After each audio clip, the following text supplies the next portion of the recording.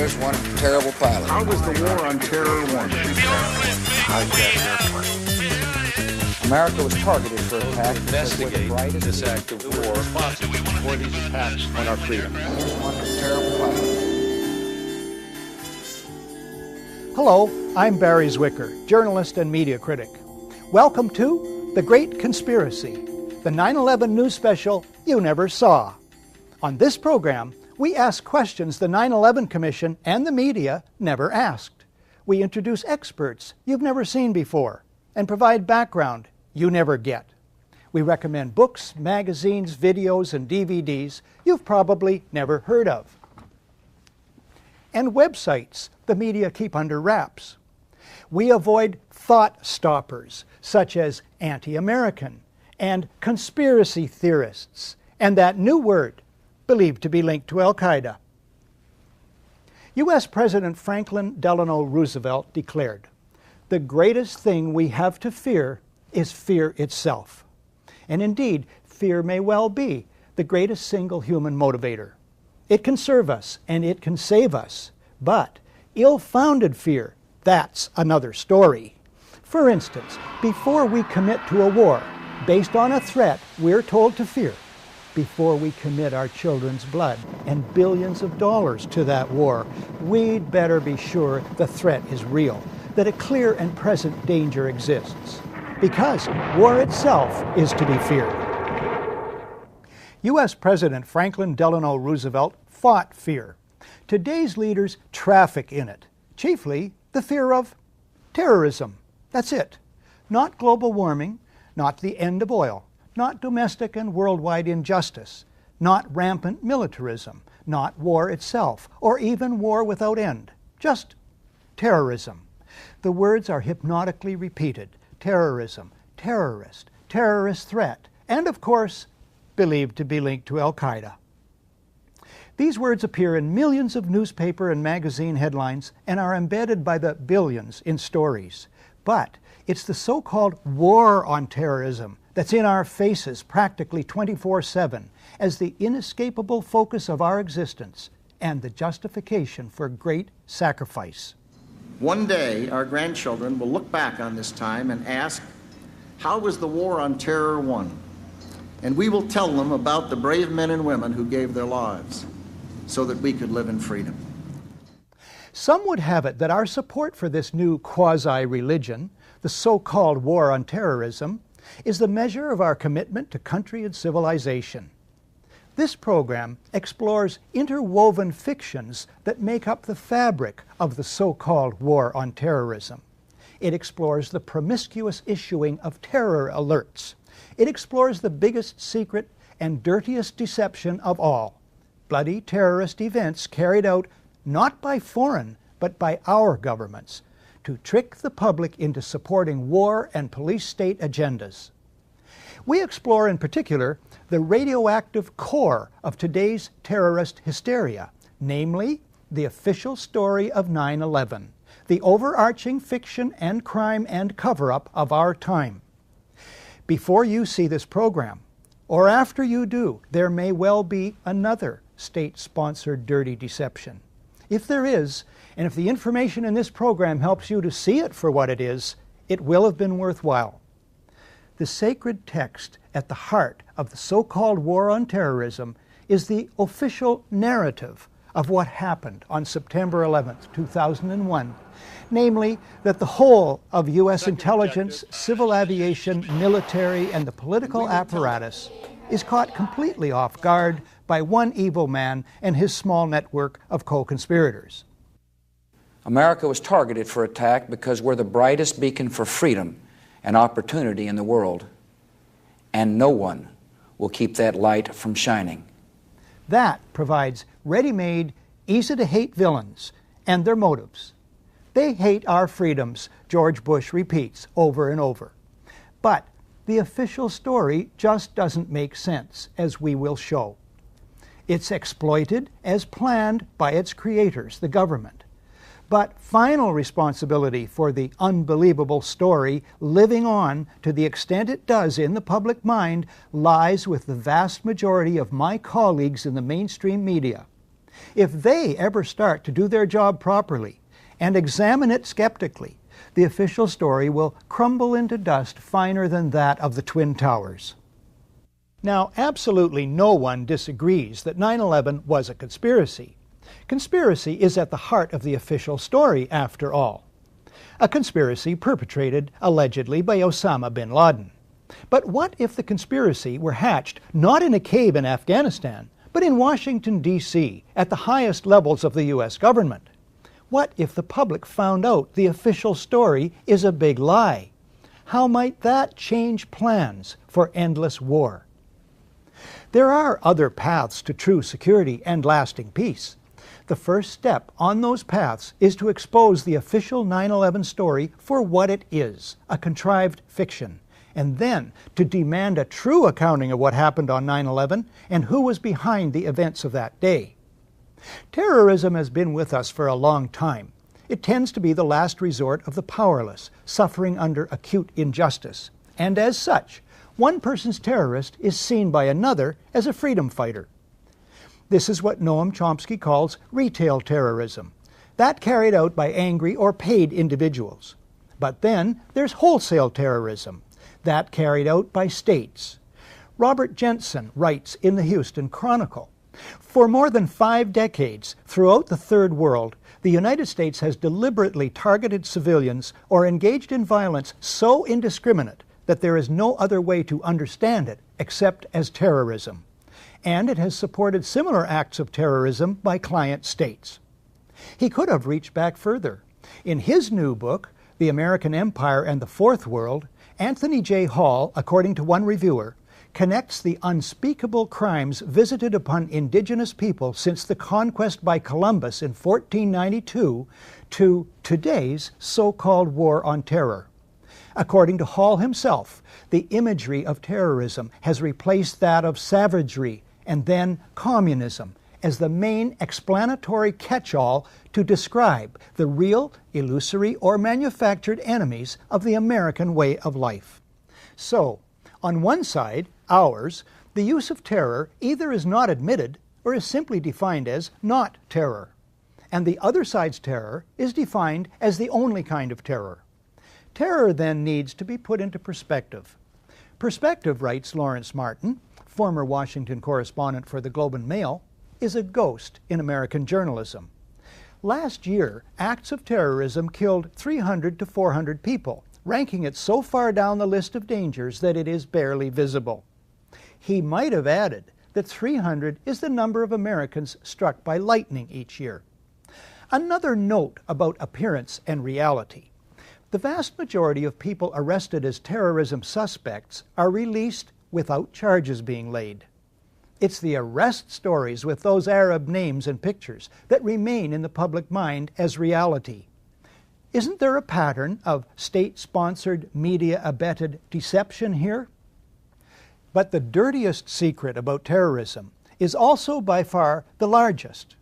Many spectacular acts of terrorism are fearsome fakeries carried out by cabals within governments, and I mean our own governments. The gold standard is the attack on one's own country to mobilize public opinion for power, political gain, and profit.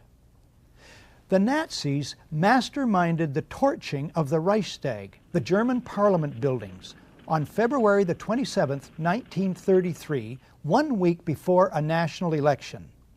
That they did so is historical fact, portrayed best in William L. Shirer's masterpiece, The Rise and Fall of the Third Reich. Within hours, Hitler and his henchmen designate the communists as the villains and label them terrorists. The government promises proof, but never provides it. The communists did not do it. A single communist was the patsy. The big lie of who torched the Reichstag is used by Hitler to sow fear. He bullies the German president to sign a decree suspending 7 main articles of the German Constitution. The claim is that the fatherland, think homeland, is under threat. Ensuing arrests and murders of communists and socialists terrorize anti-Hitler dissent. In the ensuing election, Hitler does not get the majority he needs to rule. But soon after, he essentially seizes power. He then is free to launch preemptive strikes against other countries and wage a world war sold as patriotic. The ultimate result for Germans is calamitous. 600,000 civilians dead, 7.5 million homeless, their country broke and in ruins. The Reichstag fire was a major turning point. Within hours of the planes crashing into the World Trade Center, the Bush White House designates the alleged villains. Within 30 days, the U.S. Constitution and the civil liberties of Americans are weakened by near unanimous passage of the Patriot Act. A war on terror is announced. Within months, preemptive strikes are launched against Afghanistan and Iraq, though no evidence is produced that Iraq took part in 9/11. Dissent in the USA is under fire even as millions in the USA and worldwide oppose the Iraq War. The White House announces that the war on terror, in effect World War, may never end. At least 1,000 Americans are soon to die in Iraq alone. Expenditures mount into the trillions. The so-called war on terrorism justifies the mounting deaths of U.S. soldiers and civilians in Iraq and elsewhere, justifies the little publicized construction of giant new U.S. military bases overseas, and is the basis for the doctrine of preemptive war, contrary to international law and basic morality. It's responsible for grotesquely ballooning deficits to pay for all this, debts being passed on to coming generations, and plans for even more expenditures on terror-fighting bureaucracies. The so-called war on terror is cited as the ultimate basis for sharp increases in domestic spying and reduction in freedoms and civil liberties at home and attempts to criminalize dissent. All this because the official authorized truth is that foreign terrorists attacked the USA on 9/11.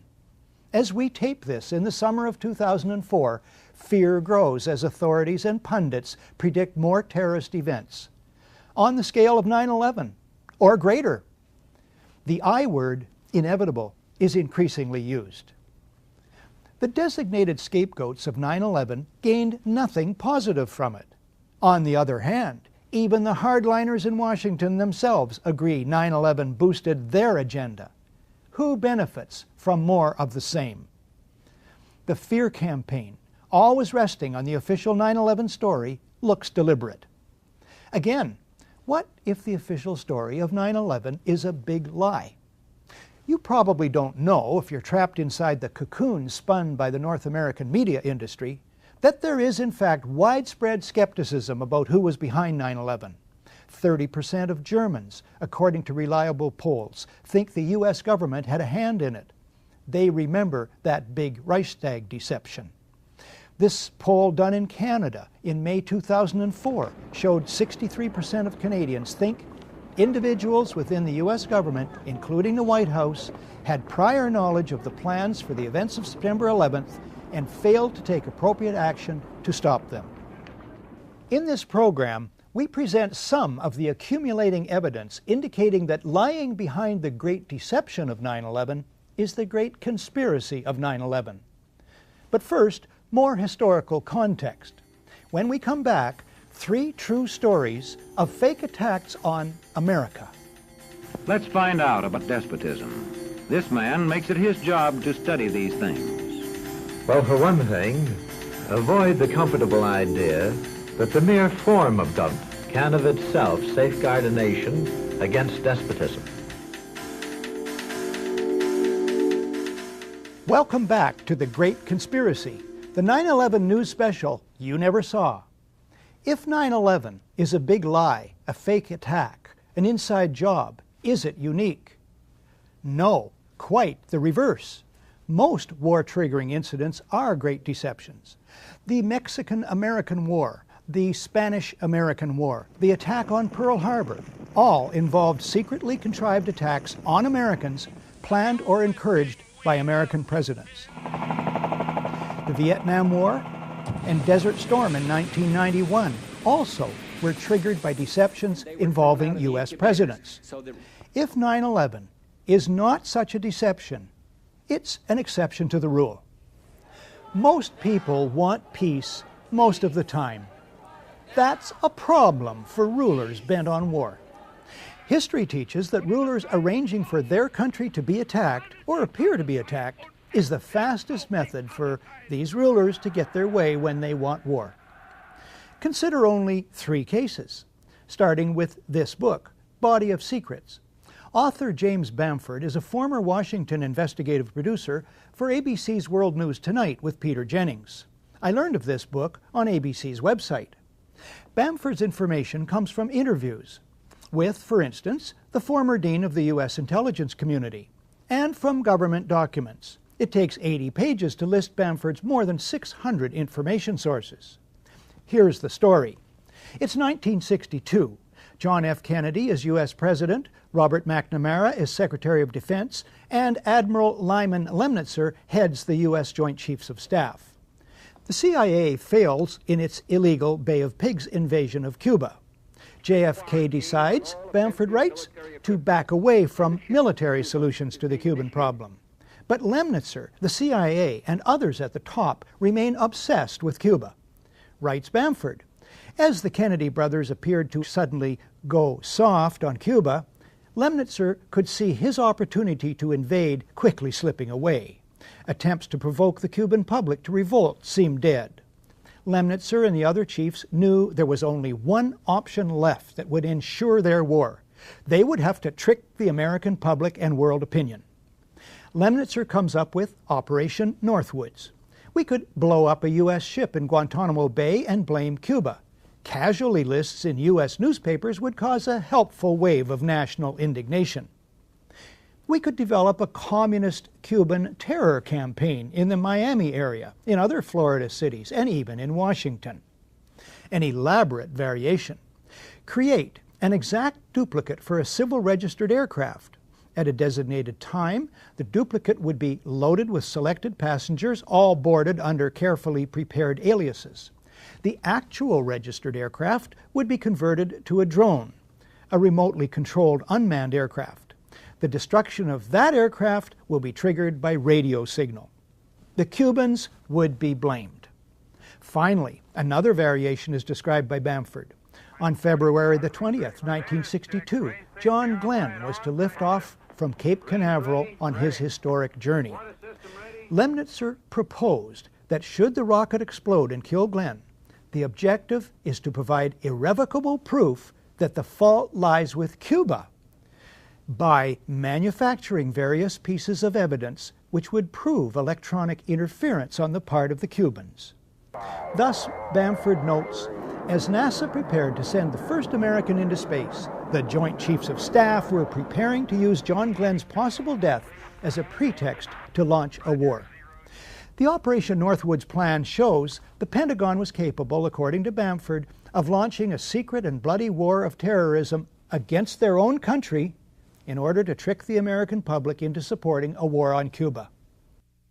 In light of this, does Pentagon complicity in the events of September 11th sound entirely far-fetched? Now, fast forward just 2 years from Operation Northwoods to August 2nd, 1964. In the Gulf of Tonkin, North Vietnamese torpedo boats attack the U.S. destroyer Maddox. The Associated Press story, for some reason, is datelined Pearl Harbor. The lead: 3 PT boats, identified by Secretary of State Dean Rusk as North Vietnamese, attacked. Later, a second U.S. destroyer is attacked, according to news reports. Although no U.S. sailor suffers a scratch, the American public is outraged. President Lyndon Johnson goes on television to ask the country to support war action. 2 days later, the Tonkin Gulf Resolution is approved by the U.S. House of Representatives unanimously, then by the Senate 88-2. The resolution becomes the entire justification for the United States war against Vietnam. Before that's over, 58,000 American soldiers and 3 million Vietnamese die. One small problem: there never were any North Vietnamese PT boats. The events never happened. As Secretary of State Rusk, the President, and Defense Secretary Robert McNamara well know. They know because they planned the entire deception. One source for this is former Admiral James Stockdale in his book, In Love and War. On the night in question, Stockdale is at the controls of a fighter jet, flying cover for the two destroyers. He sees nothing. Another source is Ben Bradlee, much respected former managing editor of the Washington Post. Bradlee, in a public lecture in England in April 1987, states, "The facts behind this critically important resolution were quite simply lies." Fast forward again to August 2nd, 1990. Iraq attacks Kuwait, claiming the Kuwaitis are slant drilling into Iraq's oil fields. U.S. President George Herbert Walker Bush pushes for a land war against Iraq. But polls show the U.S. public is split 50-50 on that idea. Then comes this eyewitness testimony before a congressional committee from a 15-year-old Kuwaiti girl. The claim is she cannot be identified for fear of reprisals. While I was there, I saw the Iraqi soldiers come into the hospital with guns. They took the babies out of the incubators, and left the children to die on the cold floor. The U.S. public is outraged. The result? Support for land war zooms. It's a turning point. Desert Storm is launched. 135,000 Iraqis are killed. An estimated 1 million Iraqis, many of them children and old people, then die as a result of 10 years of sanctions. One small problem. There never were any incubator baby deaths, not one. The Canadian Broadcasting Corporation's investigative flagship program, The Fifth Estate, reveals the girl to be the Kuwaiti ambassador's daughter, given her lines and coached in acting by the giant American PR firm Hill & Knowlton. It's one phase in a $10 million joint U.S.-Kuwaiti campaign of deception. This man is lying. I myself buried 14 newborn babies that had been taken from their incubators. This man is lying. And they had kids in incubators, and they were thrown out of the incubators so that Kuwait could be systematically dismantled. There were a lot of people who participated in a conspiracy. Yes, an out-and-out conspiracy of fake organizations, false documents, fraud, and disinformation. So, if a new man named Bush is in the White House and helps engineer a brazen deception in order to achieve global geopolitical goals as well as domestic and personal ones, it wouldn't be a first, would it? After a short break, a detailed look at the events of September 11th, 2001. Today, democracy can ebb away in communities whose citizens allow power to become concentrated in the hands of bosses. What I say goes, see? I'm the law around here. The test of despotic power is that it can disregard the will of the people. Welcome back to The Great Conspiracy, the 9/11 news special you never saw. The events of 9/11 begin with aircraft going wildly off course. Incredibly, despite radar tracking for almost 2 hours, the whole of the mighty U.S. Air Force goes AWOL that morning. It's a mind-bending anomaly. Not a single U.S. Air Force interceptor turns a wheel until it's too late. There are no jets at all. It's a matter of historical record. That could happen only two ways.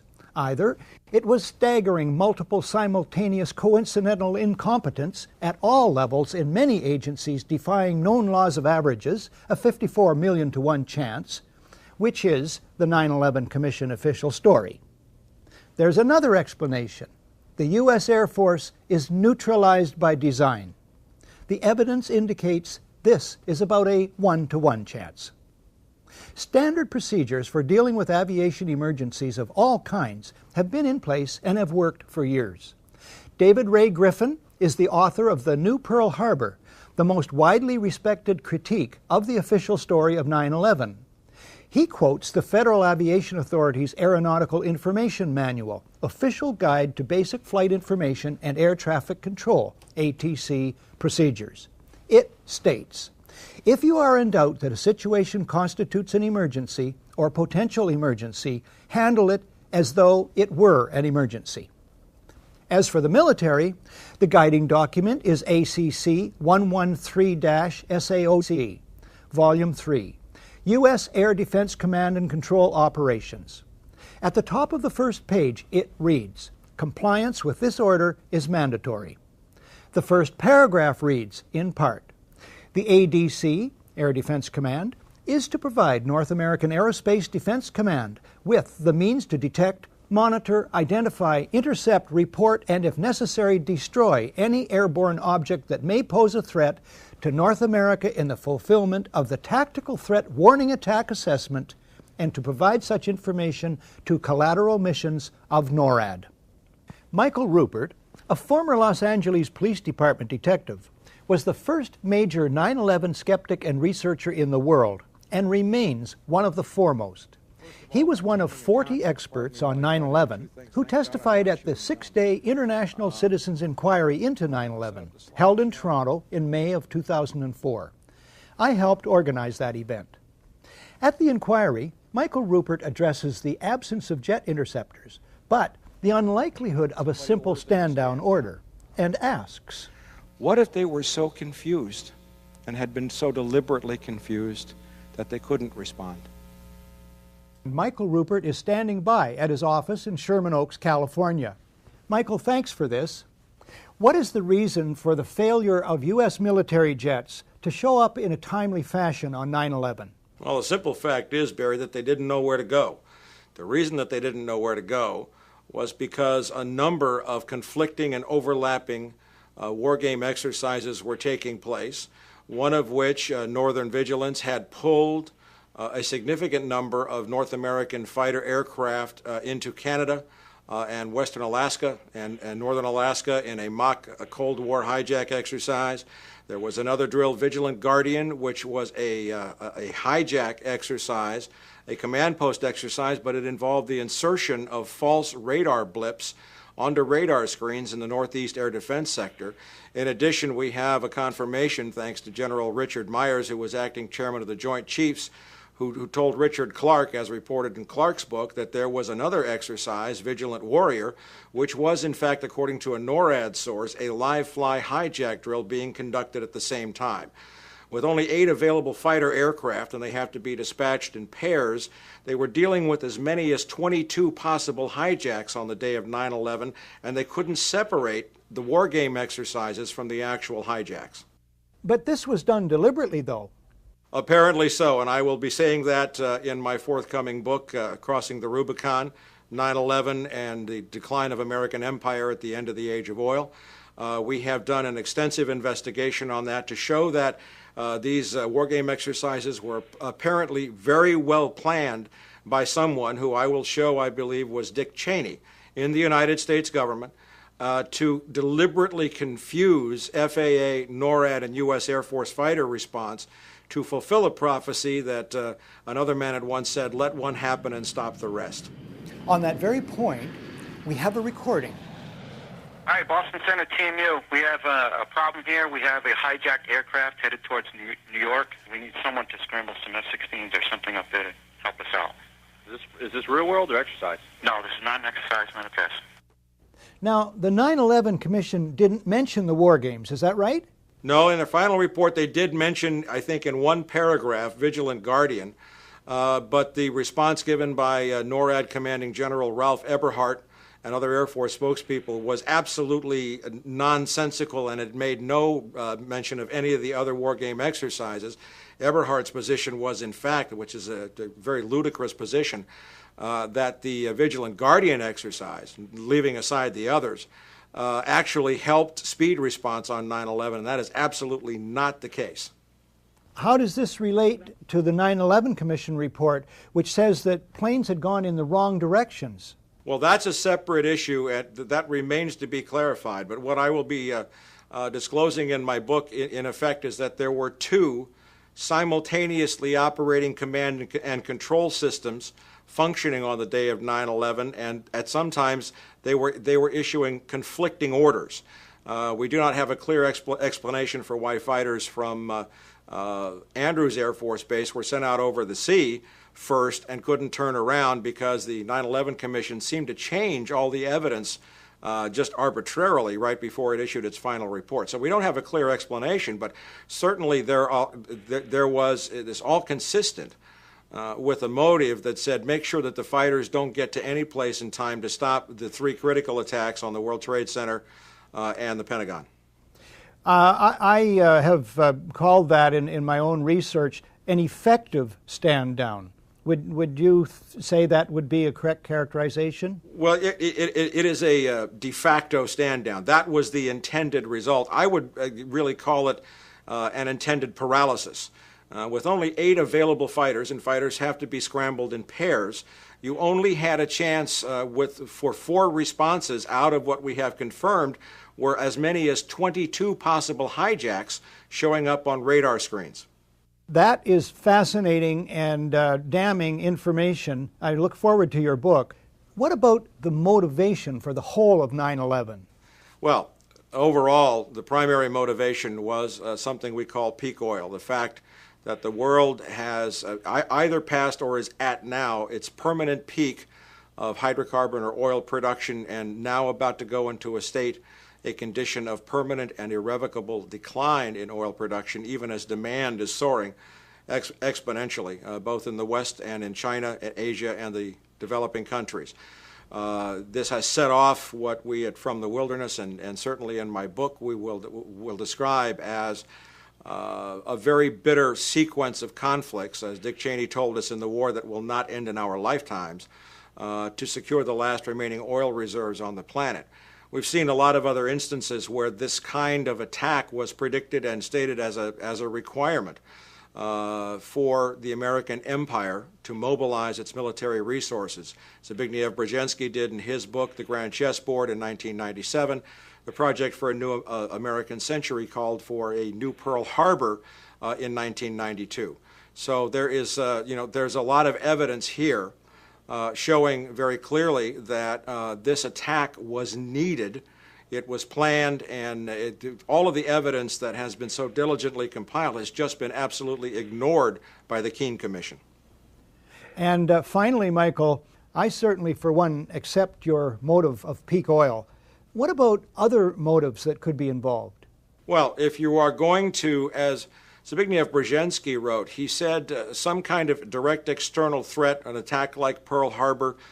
Basically, he said you have to scare the bejesus out of the American people to get them to support the, quote, imperial mobilization, those were his words, necessary to secure these vital resources in these strategic geopolitical regions on the planet. Without that, the American people would never have gone for it. And of course, now in late 2004, we are beginning to see that the American people aren't going along with it now either. Michael, thank you for this today. Bye-bye, Barry. Dr. Robert M. Bowman is a veteran of 122 combat missions in Vietnam. His 22-year Air Force career culminated in his job as Director of Advanced Space Programs Development for the Air Force Space Division during the presidency of Ronald Reagan. He's president of the Institute for Space and Security Studies. His presentation to the Citizens Inquiry was titled, "A Fighter Pilot Looks Back at 9/11 and Forward to a Resurrected America." 9/11 is related to just about everything else, particularly the war against Iraq.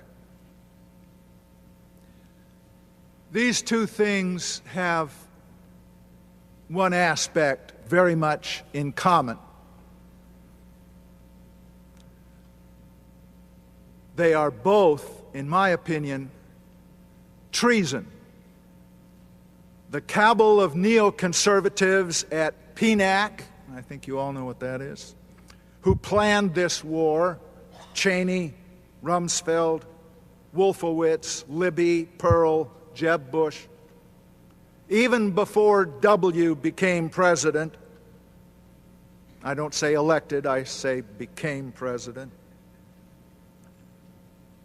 this cabal knew the American people would not stand for a war against Iraq unless there was, as they put it in their own document, a new Pearl Harbor. 9/11 supplied that. In other words, 9/11 was a false flag operation. That's one term to describe an act carried out to make it appear it was done by someone else. Next, the man who's written the book on false flag operations. Webster Tarpley is an historian and journalist based in Washington, D.C. He has studied the dark world of intrigue, peopled by patsies, paid killers known as operators, and moles, government officials who flout their own country's laws. He made 2 presentations to the International Citizens Inquiry into 9/11. They are uncompromisingly titled The 9/11 Terror Fraud, a Coup Against Civilization.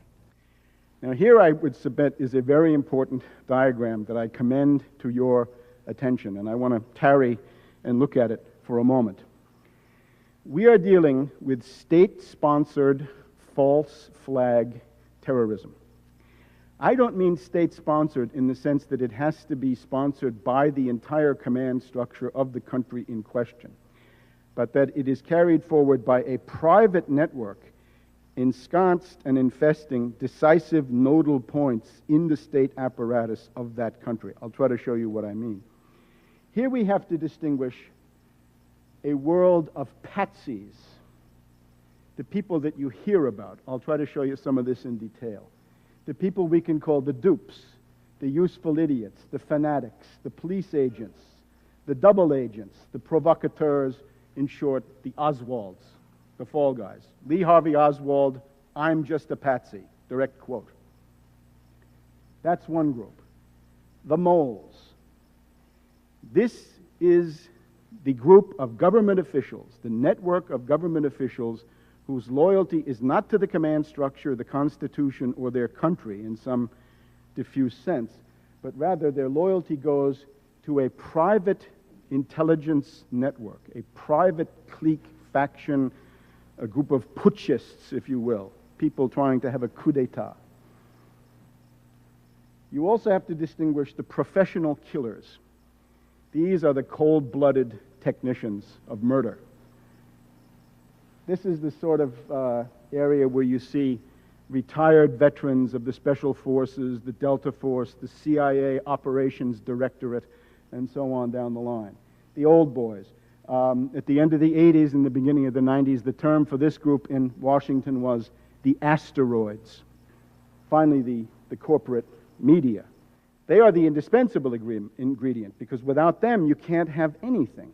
You have to have mass propaganda to accredit and spread and pound the official version of the events into the minds of people, and to smooth over the inevitable absurdities, contradictions, impossibilities, and so forth of the official story.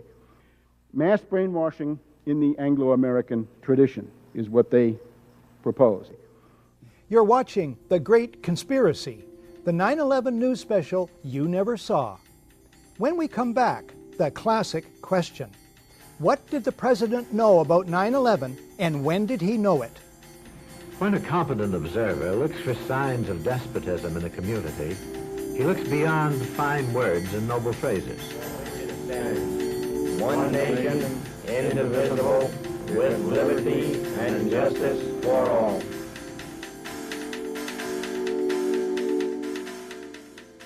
Welcome back to The Great Conspiracy, the 9/11 news special you never saw. What did George Bush know about the events of 9/11, and when did he know them? I'm not asking what George Bush, or Bill Clinton for that matter, knows or should have known in the weeks or years before based on this or that so-called intelligence report that he sees or should have seen about vague or not so vague alleged terrorist threats. No, my questions are much more restricted. I'm asking what specific advance information George W. Bush has about the first plane hitting the World Trade Center before it strikes. How does he get that information, and from whom? Why does he act as if he has far less information than the record shows he must have had? Initial news reports show the president informed of the gravity of the situation that morning. That famous whisper in the ear must be put into context. It takes place at 9:05. That's 1 hour and 5 minutes after the first hijacking. 45 minutes after the FAA is aware of multiple errant airliners, 20 minutes after the first aircraft smashes into the Trade Center, 18 minutes after CNN breaks into regular programming. In other words, a torrent of hot water churns under the bridge before whisper time. Researchers Jared Israel and Ilarion Bykov of EmperorsClothes.com write shortly after 9/11. The President of the United States travels with an entire staff, including the Secret Service, which is responsible for his safety. The members of this support team have the best communications equipment in the world. They maintain contact with, or can easily reach, Bush's cabinet, the National Military Command Center in the Pentagon, the FAA. Information concerning these alarming events must be shared with the President by his staff, otherwise they would be derelict in their duties. Not surprising then, this report by ABC's John Cochrane, traveling with the President, here speaking to Peter Jennings, not long after the President left his hotel. Peter, as you know, the President is down in Florida talking about education. He got out of his hotel suite this morning, was about to leave. Reporters saw the White House Chief of Staff, Andy Card, whisper into his ear. The reporter said to the President, "Do you know what's going on in New York?" He said he did, and he said he will have something about it later. His first event is in about half an hour at an elementary school in Sarasota, Florida. Something is very odd about the President's behavior. The President is aware, by his own words, that something serious is happening in New York. He additionally has to be aware of a great deal more about the situation. You have John Ashcroft later in the day at a press conference. Immediately after the first report of a plane crashing into the World Trade Towers, numerous federal agencies coordinating with the White House mobilized their resources. You have Vice President Dick Cheney, September 16th on NBC's Meet the Press. He tells host Tim Russert, the Secret Service has an arrangement with the FAA. They had open lines after the World Trade Center was... Then he stops himself. You have Laura Brown of the FAA. She attends hearings of the 9/11 Commission that bear on the aviation aspects of the day. Embarrassed by previous non-forthcoming testimony about the FAA's role, she sends an email in May of 2003 to members of the media whose business cards she had collected. Within minutes after the first aircraft hit the World Trade Center, she states in her email, the FAA immediately established several phone bridges that included FAA field facilities, the FAA Command Center, FAA Headquarters, DOD, the Secret Service, and other government agencies. The U.S. Air Force liaison to the FAA immediately joined the FAA Headquarters phone bridge and established contact with NORAD on a separate line.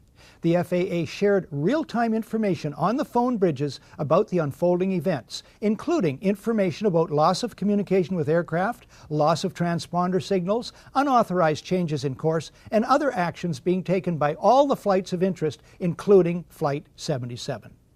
So, in light of all this, here's the odd thing about George Bush's behavior. He and his staff could cancel or postpone an easily postponable photo op. But they don't. Why? On 9/11, Bush acts, and I emphasize acts, as if he doesn't know, as if he's not in touch. He proceeds with, or feigns, normality. Now to something else that's puzzling. At a town hall session in Orlando, Florida on December the 4th, 2001, here's the President's own account of the early morning of 9/11. How did you feel when you heard about the terrorist attack? Well, thank you, Jordan.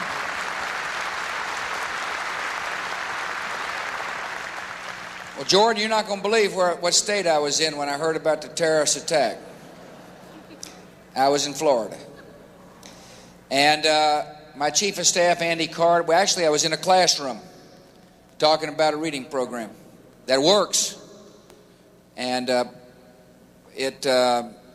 I was sitting outside the classroom waiting to go in, and I saw an airplane hit the tower of a TV. You know, the TV was obviously on. The President tells us he sees, on an ordinary TV set outside a school classroom, the first plane hit the World Trade Center. He gives the oddly reinforcing detail that, quote, the TV was obviously on, unquote. He continues. I used to fly myself, and I said, well, there's one terrible pilot. And I said it must have been a horrible accident. But I was whisked off there. I didn't have much time to think about it. Didn't have time to think about it. As if his being told, time to meet the kids, Mr. President, stops all his thought processes concerning the remarkable image of what he's told us he's just seen on an ordinary TV, on top of all his knowledge of the unprecedented situation from earlier in the morning. But anyway, could George Bush have seen on ordinary TV the first plane hit the World Trade Center? No, he could not have. The footage of that first strike only shows up on television the next day, September the 12th, 2001. It was taken by a French documentary crew that happened to be in downtown New York.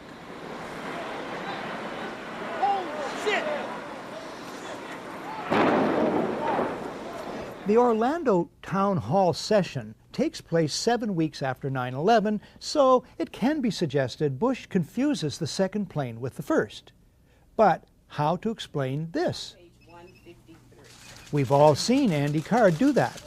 None of this can ever be retracted. It is an interlocking historical record. Why go on at length about this? Because it may one day become the basis for criminal court proceedings. When we come back, is George Bush one of a group of conspirators involved with the attack?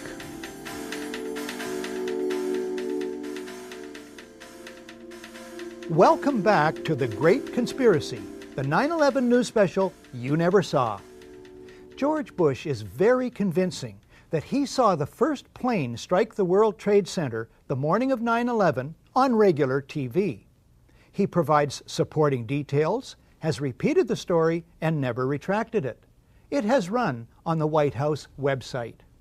Since he cannot have seen it on regular TV as he claims, it is not unreasonable to conclude that he sees the first plane on private, closed-circuit TV earlier that morning or in a private holding room later. Either way, I submit this could mean that someone had to arrange for cameras to be positioned and rolling to record the first plane strike. Those involved had to know precisely that the first plane was in the air, where and when the plane would hit. In other words, people closely associated with the President of the United States had very specific prior knowledge of the existence of the first plane, its destination, and its purpose. More clues. Bush's itinerary is well known. There are plenty of live news media reports concerning the President's whereabouts from the time he gets up that morning in his hotel until the time he arrives at Booker Elementary School, and how long it will take him to get there. Remember ABC's John Cochran and the half hour? Yet, the Secret Service, for at least a full half hour after he is notified that America is under attack, takes no steps to remove the President to safety. What happens instead? This footage also appears in Michael Moore's film Fahrenheit 9/11. No one claims this footage is doctored. The President continues reading a story about a pet goat for at least 7 minutes. One columnist absurdly suggests that the President doesn't want to alarm the children. But could the President not have said, "Kids, I'm sorry, I have to excuse myself. There's some important business I have to attend to. You just carry on with your reading, you hear?" Any reasonable analysis suggests that the President and his handlers share sufficient real-time and prior knowledge of the unprecedented events of that day. The public record shows the President and his associates fail to act appropriately, that they in fact create a fiction and play act their assigned roles. This evidence alone constitutes grounds for proceeding with an indictment on charges of conspiracy to commit treason.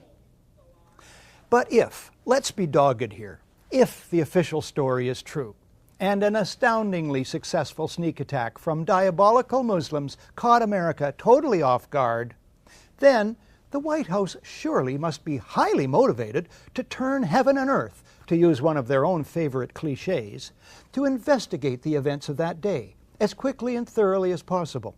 the White House must rush to appoint a respected chairman and commissioners, give them the widest powers to call witnesses, spare no expense. Except for the Reichstag fire, that's how it's usually done. 6 days after the sinking of the Titanic, a chairman is appointed to head an investigation. 9 days after Pearl Harbor, the first of 4 investigative commissions is struck. The JFK assassination, the Challenger disaster, 7 days each. How many days after 9/11 is it that President Bush named someone to head an investigation? This commission has been charged with a crucial task. Call it foot dragging. And then, who does Bush appoint? He appoints Henry Kissinger.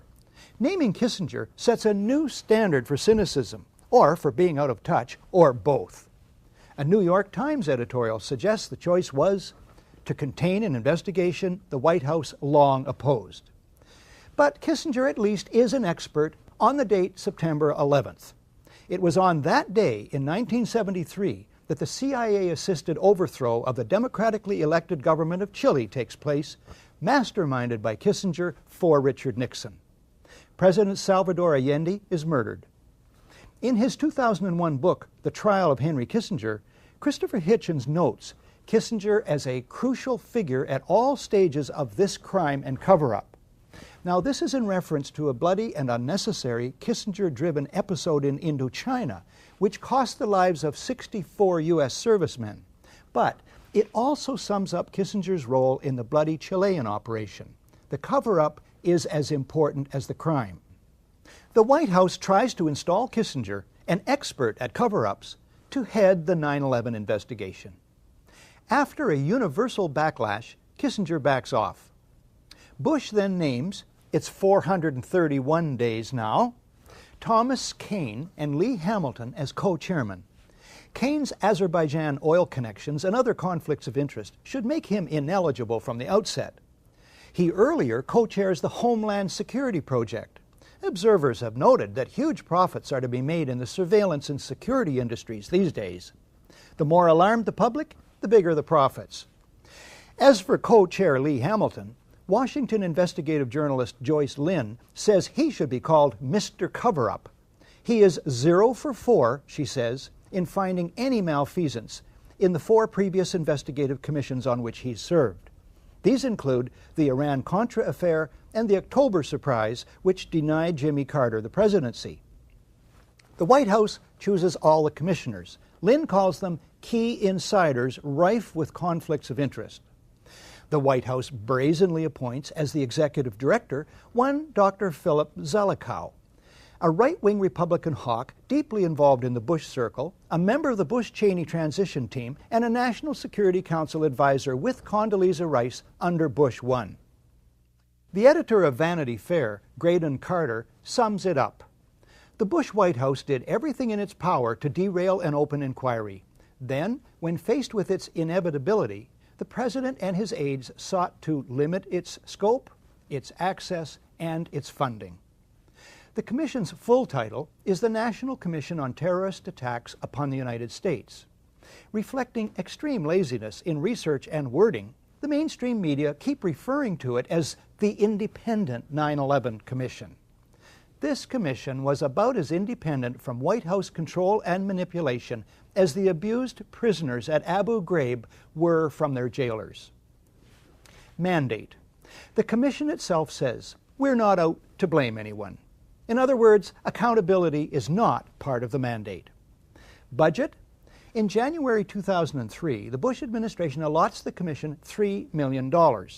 This compares to $5 million for a 1996 commission that looked into casino gambling, and $50 million each for the inquiries into the Columbia shuttle explosion and the Clintons' failed Whitewater deal. The dollar amount is later grudgingly raised but never exceeds $15 million. The White House releases only 25% of 11,000 documents requested. It blacks out portions of the released documents, resists requests that the administration officials testify under oath, and tries to rush the commission's deadline. After a cat-and-mouse game, Bush and Cheney meet the commission. But it is behind closed doors. They refuse to testify under oath. No tape recorders are allowed. No transcript is allowed. Bush makes no opening statement, and those taking notes must submit them to security personnel. All of this is what is called in law guilty demeanor. The behavior of the White House in relation to the Commission from start to finish only makes sense if the official story is a lie and the truth needs to be kept secret. The term whitewash doesn't do justice to the report of the 9/11 Commission. Omission-riddled, inventive cover-up, maybe?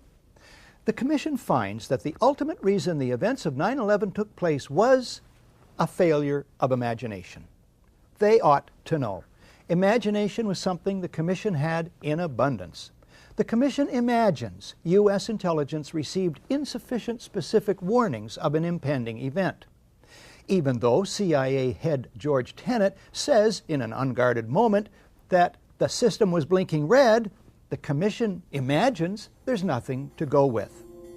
When we return, an American researcher on the number of published warnings. A community rates low on an information scale when the press, radio, and other channels of communication are controlled by only a few people. And if books and newspapers and the radio are efficiently controlled, the people will read and accept exactly what the few in control want them to. Welcome back to The Great Conspiracy, the 9/11 news special you never saw. American Paul Thompson has created the definitive timeline of events related to 9/11. It's drawn exclusively from published reports. Thompson takes almost an hour at the Toronto Citizens Inquiry to list a fraction of the published reports dealing with early warnings. Then in late August, so according to some news reports from Der Spiegel and Die Zeit, and it's also reported in the BBC and Haaretz in Israel. This is really interesting. Supposedly, Israel gives the U.S. a list of 19 terrorist names. So there are 19 people on the flight, and here they're giving 19 names. We don't know if they're the exact same list. But we do know, according to these reports, that 4 of the names are the same, including Nawaf al-Hazmi, Khalid al-Midar, Marwan al-Shihi, and Mohammed Atta. So these are like the big leaders of the 9/11 attack, and here Israel is saying that these people are inside the United States and planning an imminent attack. Then early September, Egypt warns the U.S., saying that Al-Qaeda is in the advanced stages of a, quote, significant operation, unquote, against an American target, probably within the U.S. So, you know, just as an aside, remember that virtually every one of these things I've been talking about is talking about an attack inside the U.S. Remember that George Tenet said that all the information they had pointed to an attack overseas. In the context of this program, it's important to note these warnings are from individuals, agencies, and whole governments who are obviously not in on the plot. It should be observed that in the main, the controversies over who knew what and when about the attacks are diversionary mini-dramas that reinforce the official fiction. What these individuals and agencies and governments discover are plans and patsies being prepared to play their roles. Even if it's the most charitable explanation, and we say it was only incompetence, that incompetence was so severe. I mean, how many warnings do you need? And not only that, but it was followed after 9/11 by a cover-up. And as it's often said, it's not the crime, but it's the cover-up that, that you end up going to jail for. That, between the incompetence and the cover-up, that alone should lead to impeachment of President Bush and all of his top people. Speaking of Bush and his top people, the Commission imagines, page 35, that at 8:46, when Flight 11 hits the North Tower of the World Trade Center, neither the President or anyone, quote, in the White House or traveling with the President knew that Flight 11 had been hijacked at 8:14 that morning. Wrong. The Commission imagines, page 39, that as late as 9:30, quote, no one in the president's traveling party had any information that other aircraft were hijacked or missing. Wrong. The Commission imagines it can get away with such claims, even though millions of people saw TV news reports about the hijackings on CNN beginning at 8:48. The 9/11 Commission fails to ask many questions. Why, for instance, was protective cover not provided for Air Force One? The Commission makes no mention of the extensive connections between the Bush and bin Laden families. The Commission imagines, and it's utterly right, that the media will fail spectacularly in their duty to notice these and other glaring omissions. The Commission counts on the media failing to be skeptical or to ask probing questions. As columnist Lawrence Martin puts it, you would think that given the presidential record of duplicity, Bill Clinton on Monica, Ronald Reagan on Iran-Contra, Richard Nixon on Watergate, Lyndon Johnson on the Gulf of Tonkin, John Kennedy on the Missile Gap, that journalists might catch on one day. Not in America. Martin adds, if media buttons weren't so easy to push, it's a safe bet that the terrorism threat wouldn't get half the airtime. Well, half the airtime would still be billions of hours. The Commission imagines, and it's right again, that the New York Times will devote pages and pages of coverage to the Commission's report without batting an eye at the shortcomings dealt with in this program. Subsequently, scores of New York Times stories quote the findings of the 9/11 Commission as dependable truth on anything to do with 9/11. The Commission imagines, and it's right on the money, that TV networks will air without question and newspapers publish without question this alleged exchange on 9/11 between the FAA's Herndon Command Center and FAA headquarters. I call it the report. Do we want to think about scrambling aircraft? Oh, God, I don't know. That's a decision somebody's going to have to make probably in the next 10 minutes. Can we hold it right there? Imagine anyone, say yourself, learning of a major emergency. A neighbor calls to tell you your house is on fire. And you say, yeah, somebody's going to have to make a decision about that in probably 10 minutes. The fact is that on the morning of 9/11, there's a good chance that you leaped into action. Millions of ordinary people did. They call family and friends to turn on the TV. Many, I was one, try to get through to loved ones in New York. We find the phone system down. We call others to see if they'd gotten through. And they call us. But at FAA headquarters? Everybody just left the room. Yes, sir. I've noticed that. When there's a really big emergency, such as we have with the report here, key people just walk out of the room with fishing rods. When we come back, comments about the FAA and the 9/11 Commission report from David Ray Griffin, author of the book The New Pearl Harbor, Disturbing Questions About the Bush Administration and 9/11.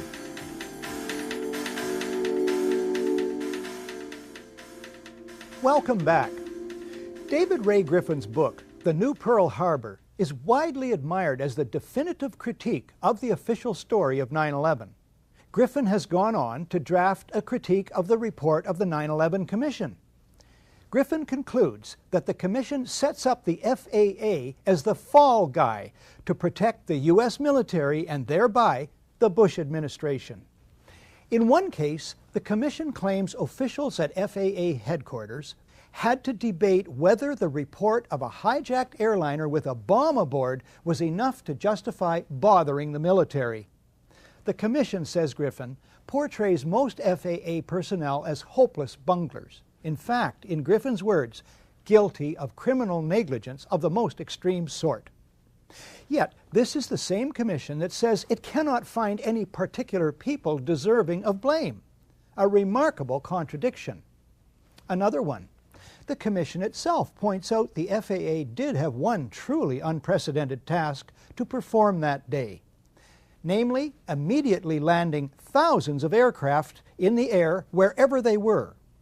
The Commission agrees the FAA, and I quote, executed that unprecedented task flawlessly, unquote.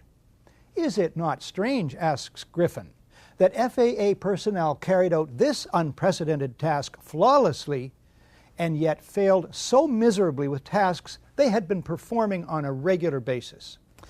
Additionally, Griffin observes, according to the Commission, the U.S. military is itself blind, being wholly dependent on the FAA to inform it about what is going on in U.S. airspace. The commissioners would have us forget, as they do, the billions of dollars NORAD spent building detection systems second to none. As Thierry Meyssan writes in his book, Pentagate, the military in fact possess several very sophisticated radar monitoring systems, incomparable with the civilian systems. The website for one of these systems, called PAVE-PAWS, states it is capable of detecting and monitoring a great number of targets that would be consistent with a massive submarine-launched ballistic missile, or SLBM, attack. Are we to believe, Griffin asks, that our military's radar systems, which could simultaneously track dozens of missiles, could not track a single airliner headed for New York City? Griffin and others list several serious matters in which the 9/11 Commission shows no interest. They include the puzzling nature of the collapse of the Twin Towers. Jet fuel cannot burn hot enough to melt structural steel. Why surface-to-air missiles at the Pentagon were not triggered to protect the building. The question of what hit the Pentagon. The hole in the building was much smaller than a 757 would make. The connections between the Bush and bin Laden families. And the startling case of World Trade Center Building Number 7.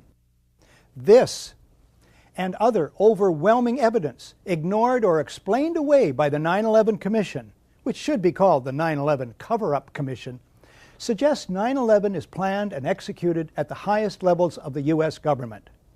People forget what immense powers and resources governments and shadow governments have to organize covert operations, fabricate false evidence, destroy real evidence, issue misleading statements, organize cover-ups, and generally make things happen through deploying agents, career inducements, bribery, and threats, subtle or otherwise.